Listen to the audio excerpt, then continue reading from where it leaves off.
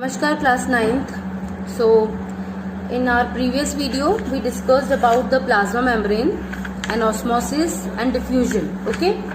Now in the continuation of the plasma membrane or cell membrane, one important point is required to know, that is there is a one condition. Condition is, suppose if the animal cell is placed inside a concentrated solution of salt in water or sugar in water. Okay, if we keep any animal cell or plant cell in such type of concentrated solution, so what effects can be seen or observed on that cell? So that condition we have to understand. Now first of all, there are three situations. First situation is there are generally three types of solutions. First hypertonic, second hypotonic, third is isotonic. So there are three types of solutions present. Now you need to understand first this thing, hypertonic condition. Roughly I am explaining this first of all, that hypertonic solution means, hyper means more, solute. It means that solution in which the concentration of the solute particles are more. Okay, so here suppose the salt is the solute particle and water is a solvent. So in case of hypertonic situation or solution, the salt condition as a solute should be more as compared to water. Now understand what is isotonic. Iso means same, means when there is the same condition, same amount of concentration. Okay. Now the third one is hypotonic condition. It means this is the such type of solutions in which hypo means water. So water concentration is more as compared to solute. I hope this is clear, that all the important definitions. Now come to this hypertonic solution.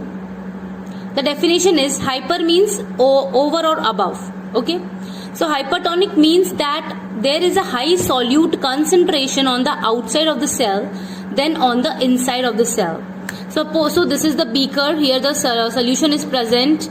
So here it is shown that water concentration is more and the dot solute concentration is very less. So such a type of solution,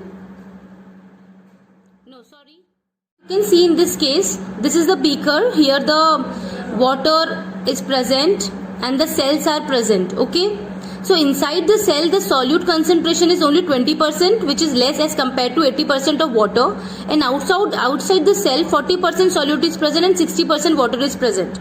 So here water concentration inside the cell is more. Okay, and outside solute concentration is more. So such type of solutions in which the solute concentration is more, that is known as hypertonic solution. Now come to the next point, hypotonic solution. This is the cell yellow part and this is the outer part. So in hypotonic condition, the solute particles are less as compared to water particles. Okay, so the definition is, the water concentration is greater outside the cell and the solute concentration is greater inside the cell. So here movement of water takes place into the cell. Okay children, because outside the cell water concentration is more, so it is known as hypotonic solution, and inside the cell, which is shown by the yellow part, this is the cell. Inside the cell water concentration is more. So we studied in the osmosis that water flows from higher to lower concentration. So from hypotonic solution the water starts to move towards the cell. This is known as hypotonic. Now the next part is, you can see this diagram also. These are cells, RBCs basically. Suppose in normal situation RBCs look like this. Okay, circular disc shape. And this is the condition known as isotonic. It means there is no movement of water from inside or outside of the cell. The movement remains the same, means the concentration of water outside the cell and inside the cell is same.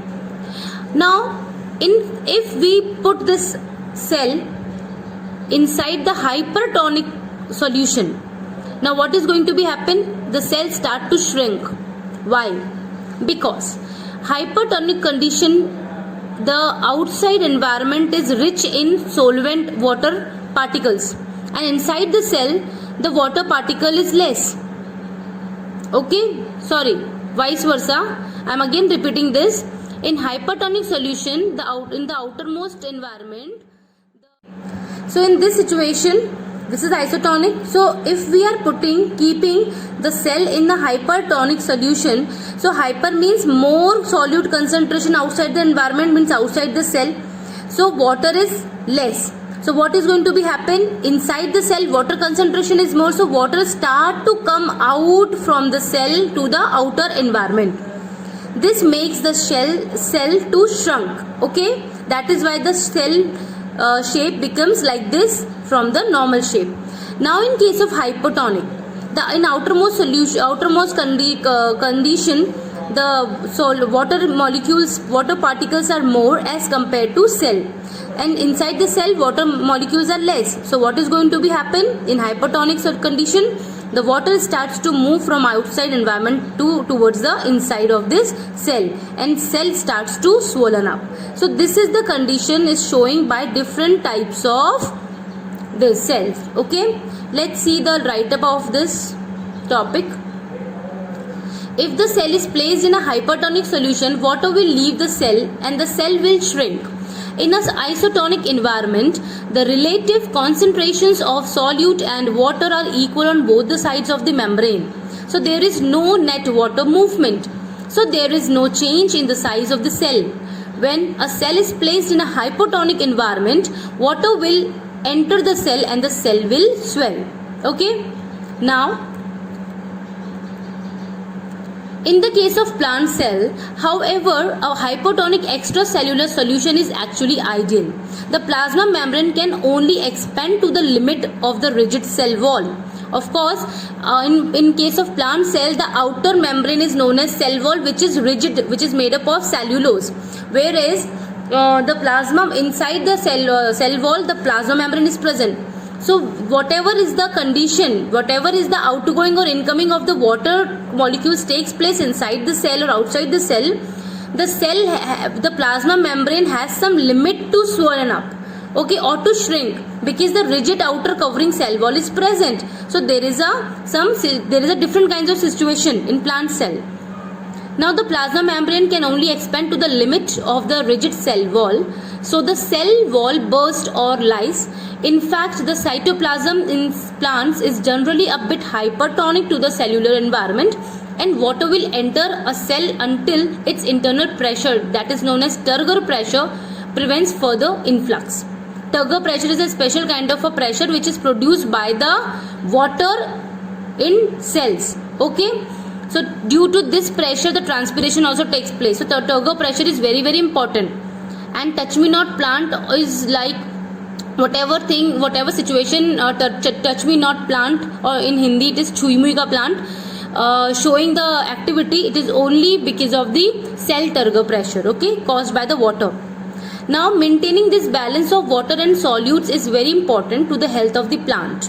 If a plant is not watered, the extracellular fluid will become isotonic or hypertonic, causing water to leave the plant cells.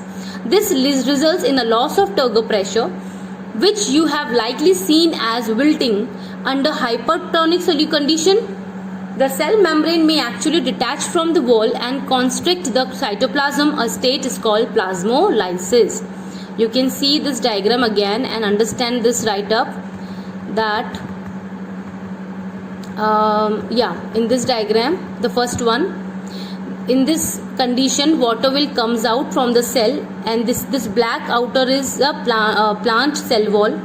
So the complete plasma cell layer becomes shrink, and all the water comes out. The water quantity becomes very less, like see here, as compared to other two cells. So this situation is known as hypertonic condition situation, in which the process plasmolysis takes place. Okay, this is all about these all three situations. I hope this is clear. Let's move to the next cell organelle, that is cell wall. A cell wall is a structural layer surrounding some types of cell. We all know that the outer covering of cell wall is known as outer covering in the plant cell is known as cell wall. And see the structure. Cell wall is only present in plant cells. So this is the structure of cell wall. This is middle lamina. This is primary cell wall. This is plasma membrane. Inside the yellow one is a plasma membrane. Okay. So this is known as cell wall, which is made up of pectin, cross-linking glycan, and cellulose microfibrils. So these are the important components which make cell wall. So cellulose is the very important part of the cell wall. Okay, and let's see the write-up about this. Okay, cell wall is present in a plant, and it is the outer covering of cell membrane. It is tough, flexible, and sometimes rigid also. Generally it is rigid, very less flexible as compared to cell membrane. Now it provides the cell with both structural support and protection, and also act as filtering mechanism. Cell wall are present in most prokaryotes, algae, fungi, eukaryotes including plants, but absent in animals. So in animals only the outermost covering is known as cell membrane or plasma membrane. So cell wall is completely absent. Now a major function is to act as pressure vessel, preventing overexpansion of the cell when water enters, and it also gives a shape to the plant, the cell. Okay. Now what is the composition? Composition of the cell wall varies between species to species, and it also depends upon the cell type and the developmental stage. So the primary cell wall of land plant is composed of polysaccharides known as cellulose, hemicellulose. They are the form of carbohydrates. Okay, tasteless carbohydrates, sugar, and pectin, often other polymers such as lignin, suberin, cutin. These three chemicals are special chemicals which are present in the bark or the cell wall of the plant or tree, old trees generally.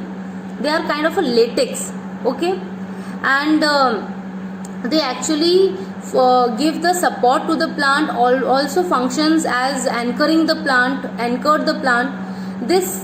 About these three chemicals you will study in your tissue chapter. Okay, I will explain that when we study the tissue chapter. So this is the structure of the cell wall, and this is the write-up. So cell wall is again a very important part of the plant cell, and it protects the plant from outer environment, outer heat. It acts as a thermoregulator, and so it also act to minimize the pressure against the swollen cell. Okay, so this is all about cell wall and cell plasma membrane, and this topic is over. We will continue with the next cell organelles in our next videos. Okay children, thank you, bye bye, take care.